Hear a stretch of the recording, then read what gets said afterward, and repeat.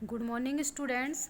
आज हम रहीम दास जी का जो बाकी का जो पद था वह देखेंगे। अभी तक हमने संगति के बारे में देखा कि किस प्रकार से संगति का कितना असर पड़ता है और अच्छे गुण वाला व्यक्ति बुरी संगति में रहने पर भी अपने गुणों को नहीं भूलता। उसके बाद में हमने रूठे हुए व्यक्ति को जो सज्जन पुरुष हैं उन्हें हमें मना लेना चाहिए, क्योंकि अगर हम उन्हें नहीं मनाएंगे तो वह हमसे रूठ जाएंगे। जिस प्रकार से मुक्ताहार अर्थात जो बहुमूल्य मोतियों का जो हार है वह टूट जाने पर हम उन्हें पुनः पिरोकर एक माला बना लेते हैं। फिर इसके बाद में हमने तरुवर फल नहीं खाते वाला अर्थात जो अच्छे व्यक्ति हैं, सज्जन पुरुष हैं, वह अपने लिए संपत्ति का संचय नहीं करते पढ़ा। इसके बाद में थोते बादर वाला हमने देखा कि किस प्रकार से जो कुंवार के बादर हैं वह क्या होते हैं कि उस समय गरजते हैं लेकिन बरसते नहीं। निर्धन व्यक्ति धनहीन व्यक्ति निर्धन हो जाने पर भी अपनी पुरानी बातें याद करता रहता है, वह भूलता नहीं है। फिर इसके बाद वाले देखिए,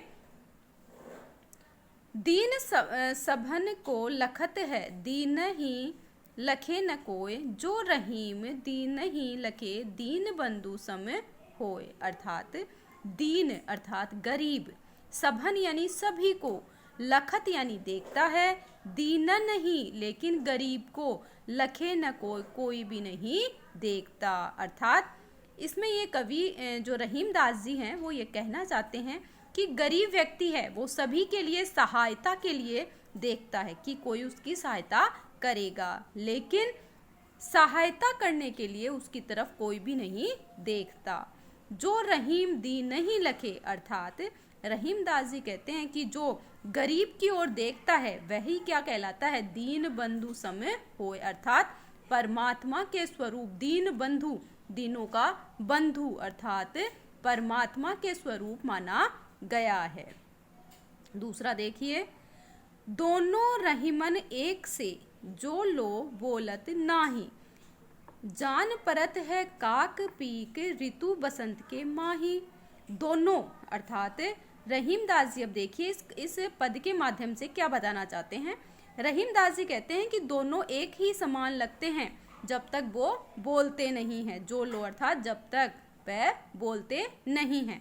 जान परत है अर्थात एक समान ही दिखाई देते हैं।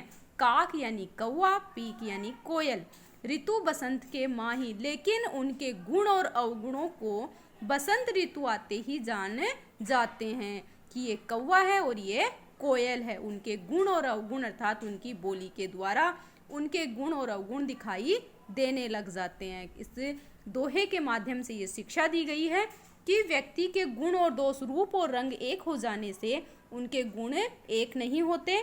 उनके गुणों की पहचान समय आने पर अपने आप उनके सामने आने लगती है। तीसरा देखिए, बड़े बड़ाई ना करे, बड़ो न बोले बोल, रहीमन हीरा कब कहे, लाख टका मेरो मोल। अब देखिए इसमें रहीम दास जी ये कहते हैं कि बड़े बड़ाई ना करे, अर्थात बड़े लोग अपने मुंह से अपनी प्रशंसा स्वयं नहीं करते। बड़ों न बोले बोल, और दूसरे को बुरी बातें नहीं बोलते जो कि मन को चुभने वाली हो। रहीमन हीरा कब कहे, रहीम दास जी कहते हैं कि हीरा कब अपने मुंह से अपनी प्रशंसा करता है कि हमारा लाख टके का मोल है। अगला देखिए, बिगड़ी बात बने नहीं, लाख करो किन कोय, रहीमन फाटे दूध को, मथे न माखन होय। बिगड़ी अर्थात बिगड़ी हुई बातें बने नहीं, दोबारा नहीं बनती। अगर किसी के परिवार में या घर में कोई बात बिगड़ जाती है तो हम उसे सुधारने का प्रयास करते हैं तो वह पुनः उसमें सुधार नहीं होता, कुछ न कुछ दरार गिर ही जाती है। लाख करो किन कोय, लाख प्रयास करने के बावजूद भी। रहीमन फाटे दूध को, जिस प्रकार से रहीम दास जी कहते हैं कि दूध के फट जाने से उसमें मक्खन नहीं निकलता। तो ये थे रहीम दास जी के दोहे। बाकी के दोहे हम अगले वीडियो में देखेंगे। अभी तक के जो दोहे हैं आपको समझ में आ गए होंगे। इसका प्रसंग और इसके कठिन शब्दार्थ भी मैंने नोट्स में डाल दिए हैं।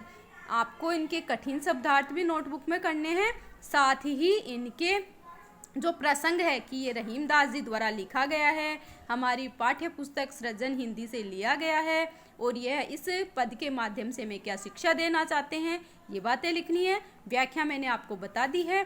प्रसंग में इसमें इनकी भाषा शैली और यह कौन से अलंकार है, इसमें इनकी भाषा शैली कैसी है, इस पद के माध्यम से रहीम दास जी क्या शिक्षा देना चाहते हैं, ये सारी बातें आपको विशेष में लिखनी है। धन्यवाद।